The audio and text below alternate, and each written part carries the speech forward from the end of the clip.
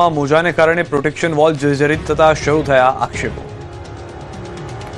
પોરબંદર શહેરના બંદર રોડ પર દરિયા કિનારાથી 10 મીટરના અંતરે આવેલ સલાટવાડ, ખારવાવાડ તેમજ વોરાવાડ સહિતના રહેણાંક વિસ્તાર આવેલા છે, જેથી નજીકમાં આવેલ ઘરો પર જોખમ ઊભું થતું હતું, જેના કારણે દરિયાકાંઠે આવેલ ઘરો તથા કાંઠાની સુરક્ષા માટે પ્રોટેક્શન વોલ બનાવવામાં આવી હતી। સતત દરિયાઈ મોજાના કારણે પ્રોટેક્શન વોલ જર્જરિત થઈ છે, જેથી સ્થાનિકોની રજૂઆતના પગલે અંદાજે 18 કરોડના ખર્ચે કાંઠાના સંરક્ષણ માટે ટેટ્રાપોલ સહિતની કામગીરી કરાઈ, પરંતુ જે રીતે ટેટ્રાપોલની સ્થિતિ છે તે જોઈને સવાલો ઉભા થઈ રહ્યા છે। ટેટ્રાપોલની જે સાઇઝ છે તે દરિયાકાંઠામાં લાગતા ભારે મોજાની સામે કોઈ પણ રીતે રક્ષણ આપવા સક્ષમ હોય તેમ લાગતું નથી। મુંબઈ સહિતના અનેક દરિયા કિનારે બંદરને બચાવવા કિનારા અને બંદરની દિવાલોની પાસે ત્રિકોણ આકારના એક ખાસ પથ્થરો મૂકવામાં આવે છે, જે કિનારાની દિવાલને સમુદ્રના મોજાથી બચાવે છે। આ પથ્થરોને ટેટ્રાપોલ કહેવામાં આવે છે। ટેટ્રાપોલ મૂકવાથી ભૂગર્ભ જળ ખારું અને ક્ષારયુક્ત બનતું અટકે છે।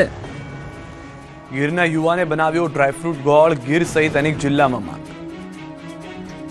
ગીરનું ગોળ આમ પણ ગુજરાત સહિત દેશભરમાં વખાણાય છે। હાલ ગીરમાં અનેક ગોળના રાબડા ધમધમી રહ્યા છે, પરંતુ આ રાબડામાં તાળાળા ગીરના એક યુવકે બનાવેલો ડ્રાયફ્રૂટ ગોળ ખૂબ જ વખાણાઈ રહ્યો છે। કાજુ, બદામ, કિશમિશની સાથે ગીર ગાયના શુદ્ધ ઘીના મિશ્રણ સાથે આયુર્વેદિક ઓસેડિયા મેળવી ગોળ ઉત્પાદન કરવામાં આવી રહ્યું છે। આજથી 5 વર્ષ ગીરના સંજય નામના યુવાનના મનમાં વિચાર આવ્યો, તેના વિશે અભ્યાસ કર્યો અને નિષ્ણાંતોનું માર્ગદર્શન મેળવ્યું, જે બાદ બન્યો ડ્રાયફ્રૂટ વાળો ગોળ।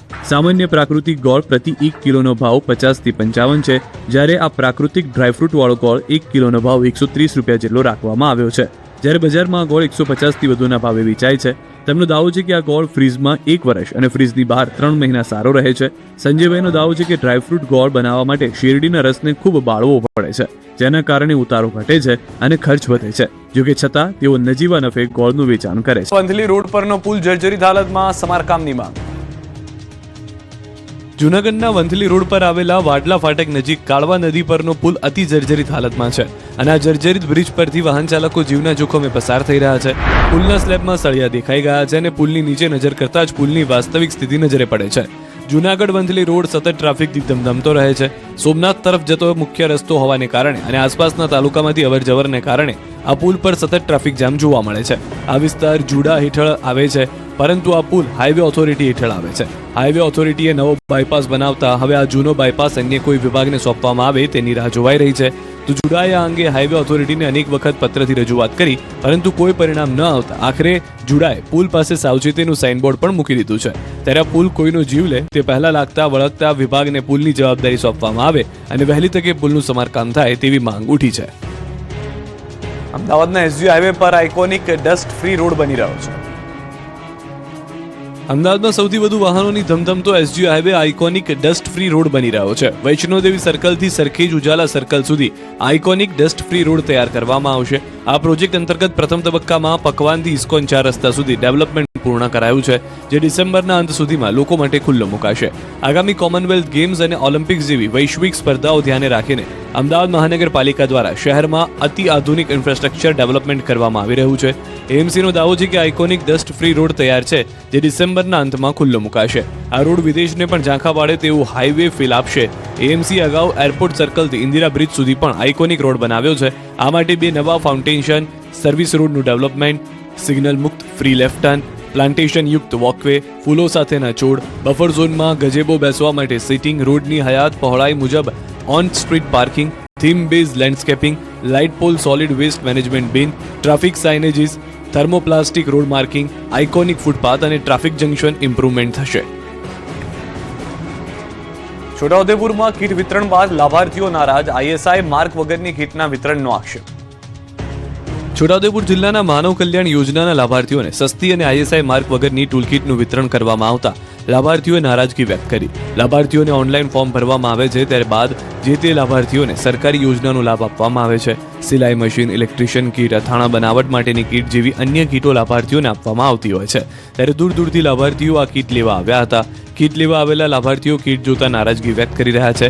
લાભાર્થીઓનો આક્ષેપ છે કે જે કીટ અપાય છે તે હલકી ગુણવત્તાવાળી છે અને બજારમાં સસ્તા ભાવે મળે છે. સાથે જ છેતરપિંડીનો પણ આક્ષેપ કર્યો. વળી વિતરણ જ્યાં થવાનું હતું ત્યાંના અધિકારી અને નેતાને જાણ કરવાની હોય છે, પરંતુ પોઈન્ટ ખાતે કોઈ પણ જાણ કરાઈ નહોતી. તો વિતરણ કરનાર એજન્સીના લોકોનું કહેવું છે કે વિતરણકર્તાઓનું કહેવું છે કે સરકાર તરફથી જે કીટ આવે છે અમે તે જ આપી રહ્યા છીએ એમ કહીને એજન્સીએ હાથ ખંખેરી લીધા હતા. પાટણના ખેડૂતોને પડ્યા પર પાટું જેવો ઘાટ. ખેડૂતો રવિ પાક પર ખૂબ જ આશાઓ રાખીને બેઠા છે. કમોસમી વરસાદ બાદ ખેડૂતોને થયેલા નુકસાનની ભરપાઈ તેઓ રવિ પાક પરથી કરવા માંગતા હતા, પરંતુ હાલ જે સ્થિતિ છે તે જોતા લાગી રહ્યું છે કે ખેડૂતોનો રવિ પાક પણ નિષ્ફળ જશે. રતનપુરના પ્રેમનગર ગામના લોકો પોતાની વ્યથા ઠાલવી રહ્યા છે.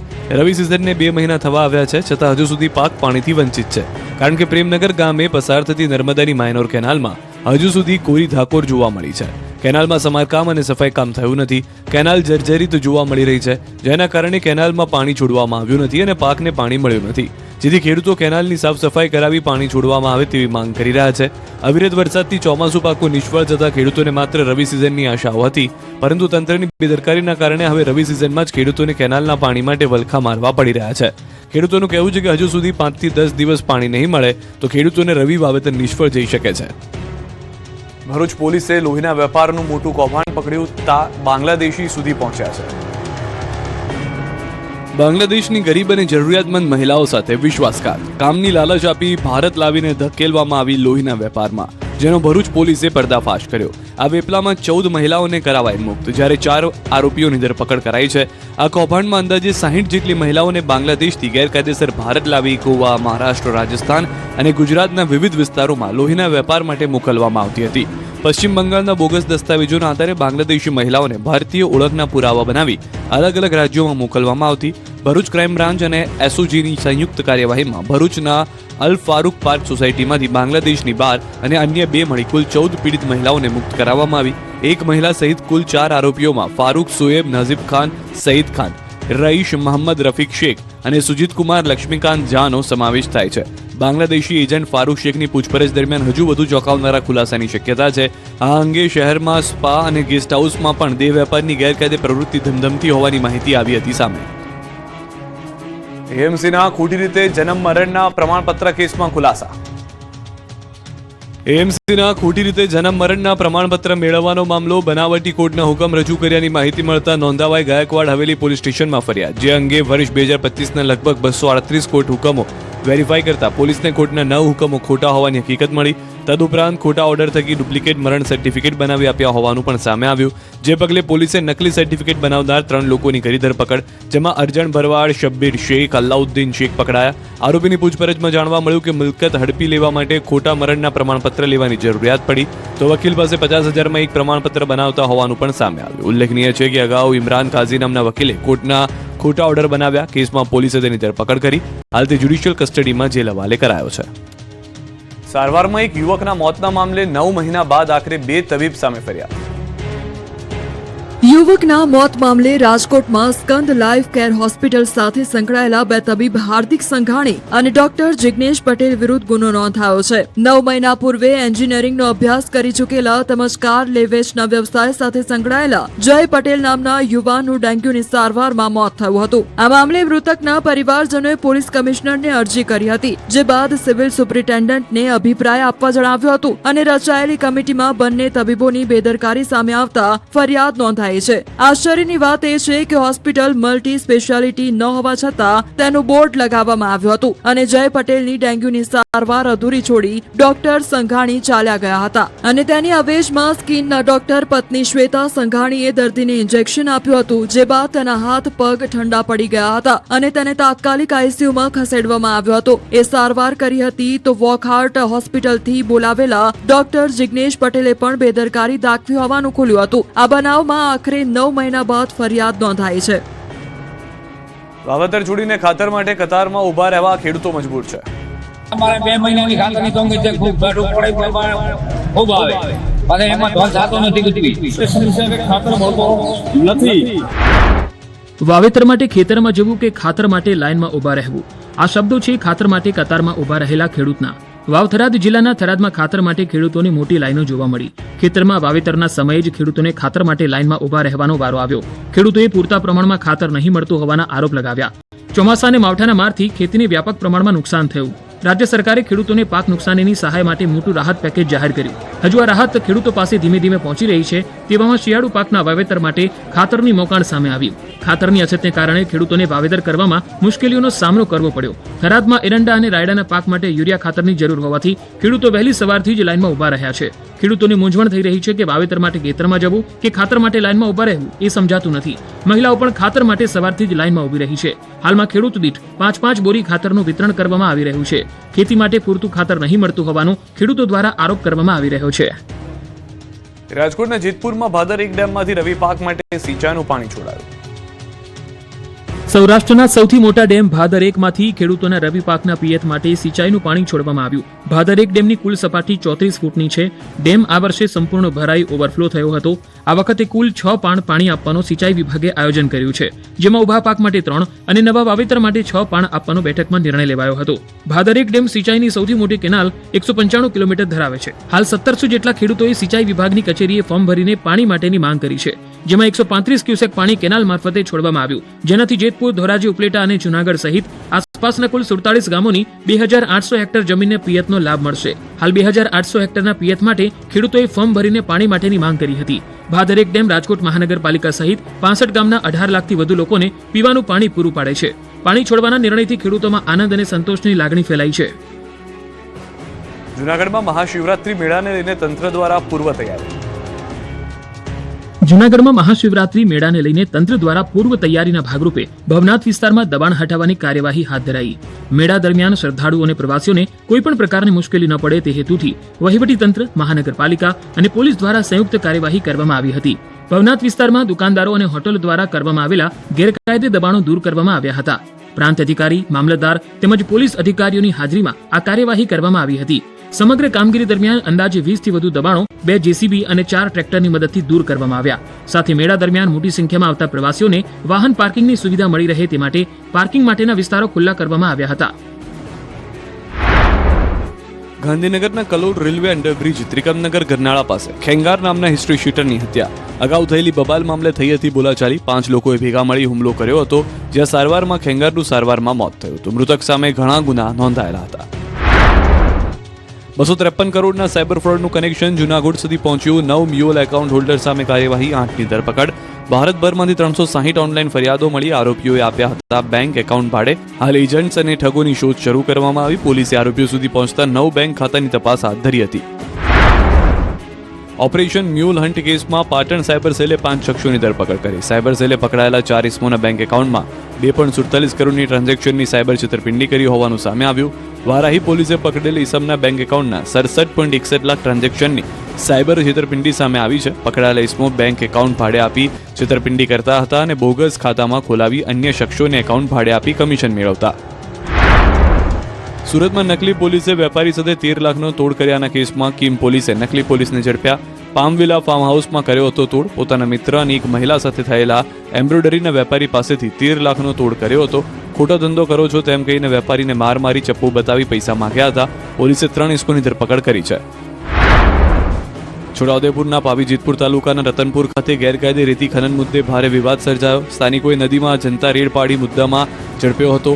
સાથે જ ખનીજ વિભાગના અધિકારીઓને બોલાવી સોંપણી કરી હતી. જો કે સ્થાનિકોનો આરોપ છે કે અધિકારીઓને ગેરકાયદે ખનનની જાણ હોવા છતાં કાર્યવાહી નહોતી કરાતી. રાજકોટમાં બની ચોંકાવનારી ઘટના. એક વ્યક્તિને આવ્યો 100 મેમાં. વાહનની કિંમત 25,000 અને મેમો આવ્યો 50,000ના. બ્રિજેશ નિમાવત નામના યુવકે 100 મેમાં આવ્યા હોવાનો દાવો કર્યો. પોલીસ દ્વારા ફોન કરીને જાણ કરાઈ ત્યારે ખ્યાલ આવ્યો કે આટલા બધા મેમો આવ્યા છે. એક સાથે 50,000 રૂપિયાની મેમોની કિંમત સાંભળીને વાહન ચાલકને પણ ચિંતા થઈ ગઈ. બનાસકાંઠાના ડીસા ખાતે નવીન તાલુકા સ્પોર્ટ્સ કોમ્પ્લેક્સમાં રમતગમત મંત્રી મનસુખ માંડવિયા હસ્તે ઉદ્ઘાટન કરાયું. 2030ના કોમનવેલ્થ ગેમ્સ અને 2036ના ઓલિમ્પિકને ધ્યાનમાં રાખીને આયોજન કરવામાં આવ્યું. અત્યાર સુધીમાં 3 લાખથી વધુ રમતવીરોએ નોંધણી કરાવી. 25 ડિસેમ્બર સુધી ચાલનારા મહોત્સવમાં એથ્લેટિક્સ, કબડ્ડી, ખોખો, વોલીબોલ, યોગાસન સહિત 20 રમતો યોજાશે. એક મહિલા પોલીસકર્મીએ કેન્સરના દર્દીઓની મદદ માટે માથાના સંપૂર્ણ વાળનું દાન કર્યું. ગાંધીનગર સાયબર પોલીસ સ્ટેશનમાં ફરજ બજાવતા અને મૂળ સાબરકાંઠાના વતની દામિનીબેન પટેલ અને અન્ય મહિલાઓને પણ મદદ માટે અપીલ કરી. મહિલાઓની સુંદરતા પાછળ વાળનું મહત્વ વધારે માનવામાં આવે છે. અમદાવાદના જાસપુર વિશ્વ ઉમિયાધામ ખાતે માં ઉમિયાના મંદિરના ગર્ભગૃહમાં ગંગાજળથી ભરેલા 108 કળશ સ્થાપિત કરાયા. વર્ષ 2020માં માં ગંગાના જળથી ભરેલા 108 કળશનું પૂજન કરાયું હતું, જે કળશનું આજે ફરી એક વખત 108 દંપતીઓ દ્વારા પૂજન કરી સ્થાપના કરવામાં આવી. અહીં વિશ્વનું સૌથી ઊંચા મંદિરનું નિર્માણ ચાલી રહ્યું છે. પ્રતિબંધિત છતાં ભારે વાહનો બે રોકટોક દોડી રહ્યા છે. વડોદરામાં પ્રતિબંધિત સમય હોવા છતાં શહેરમાં ભારદારી વાહનો બે રોકટોક દોડી રહ્યા છે. ખિસકોલી સર્કલ અને અક્ષર ચોક વિસ્તારમાં ભારદારી વાહનોનો ત્રાસ સૌથી વધુ છે. આ દ્રશ્યો ખુદ ટ્રાફિક પોલીસની હાજરીમાં સર્જાઈ રહ્યા છે. ત્યારે નાગરિકો સવાલ ઉઠાવી રહ્યા છે કે શું ટ્રાફિક પોલીસના ઉચ્ચ અધિકારીઓ કુંભકર્ણની નિંદ્રામાં સૂઈ રહ્યા છે? ખાનગી ટ્રાવેલ્સની બસો, ડમ્પરો, કોન્ક્રીટ મિક્સર અને ટ્રક જેવા વાહનો યમરાજ બનીને રસ્તાઓ પર ફરી રહ્યા છે, જેના કારણે અકસ્માતોની સંખ્યામાં સતત વધારો થઈ રહ્યો છે. નાગરિકોએ ખિસકોલી સર્કલ પાસે ટ્રાફિક સિગ્નલ મૂકવાની પણ તાત્કાલિક માંગ કરી છે. જોકે ટ્રાફિક પોલીસના એસપીએ કાર્યવાહીના દાવા કર્યા છે. તેમના જણાવ્યા મુજબ છેલ્લા એક વર્ષમાં 1711 ભારદારી વાહન ડિટેન કરીને 1.71 કરોડનો દંડ ફટકારવામાં આવ્યો છે. જોકે આવા દાવા વચ્ચે પ્રતિબંધિત સમયે જ ડમ્પર ચાલક ભાયલીથી માંજલપુર અને ખિસકોલી સર્કલ પહોંચી ગયો, તેમ છતાં ટ્રાફિક પોલીસને ન જોવાયો. શહેરમાં ટ્રાફિક પોલીસના દાવા વચ્ચે પોલીસની હાજરીમાં આજે પણ ભારદારી વાહનો દોડી રહ્યા છે. બનાસકાંઠાના પાડલિયા ગામમાં ટોળાએ કરેલા હુમલા બાદ પોલીસે લીધી છે મોટી એક્શન. બનાસકાંઠાના દાંતા તાલુકાના પાડલિયામાં પોલીસ અને વન વિભાગના કર્મચારીઓ પર હુમલાના પ્રકરણમાં તપાસનો ધમધમાટ શરૂ થયો છે. પોલીસનો કાફલો પાડલિયા ગામ પહોંચ્યો. 300થી વધુ પોલીસ જવાનો અને 50થી વધુ પોલીસ વાન સાથે જિલ્લા પોલીસ ખડકી દેવાઈ. તેમજ વજ્ર સહિત વાહનો, હથિયારો સાથે અધિકારીઓ પહોંચ્યા અને એફએસએલ સાથે ઘટનાનું પંચનામું કરવાની કાર્યવાહી શરૂ કરાઈ. સાથે અંબાજીમાં પણ મોટી સંખ્યામાં પોલીસ કાફલો ખડકી દેવાયો. આ તરફ પાડલિયામાં ઘર્ષણ પહેલાનો વિડીયો સામે આવ્યો. વિડીયોમાં સ્થાનિક લોકો કોઈ પત્રની જાહેરમાં ચર્ચા કરતા નજરે પડી રહ્યા છે, જેમાં અગ્રણી અન્ય લોકોને સમજાવતો નજરે પડી રહ્યો છે.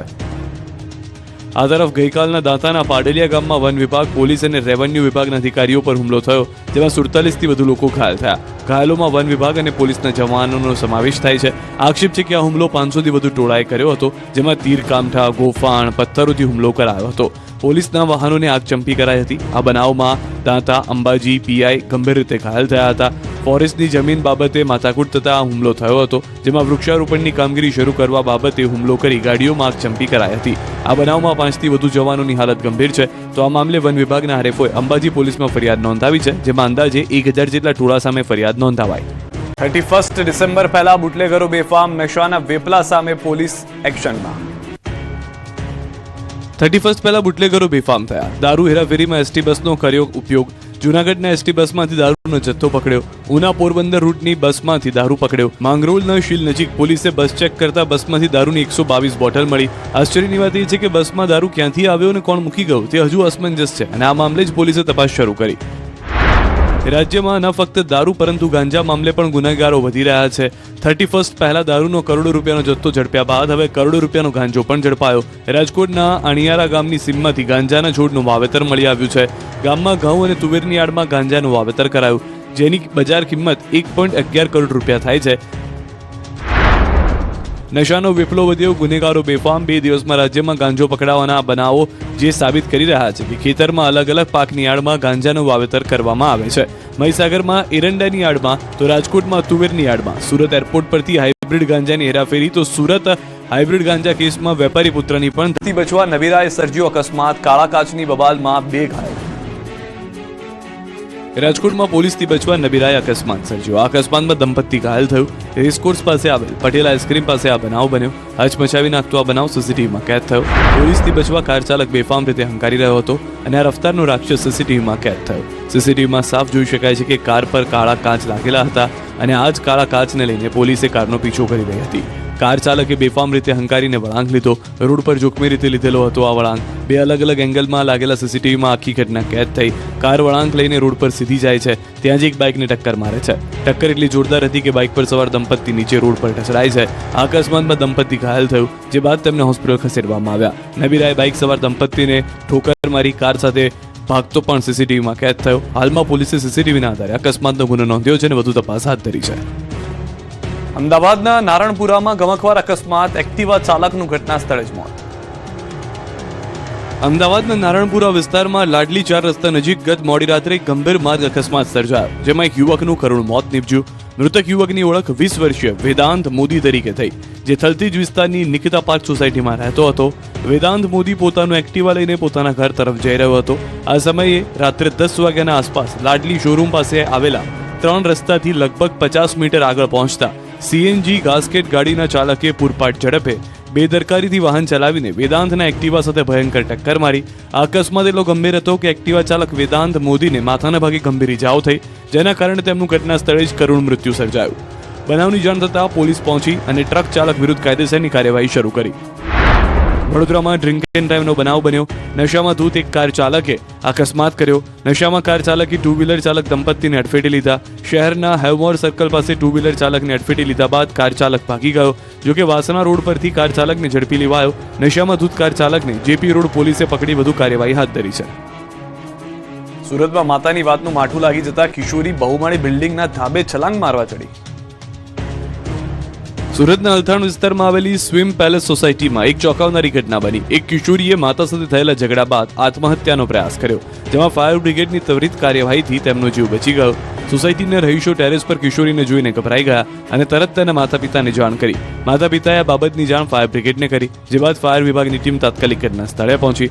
ફાયર કર્મીઓએ પહેલા એપાર્ટમેન્ટની નીચે સુરક્ષા જાળી લગાવી અને ત્યારબાદ કિશોરી સાથે વાતચીત કરીને તેને શાંત પાડી.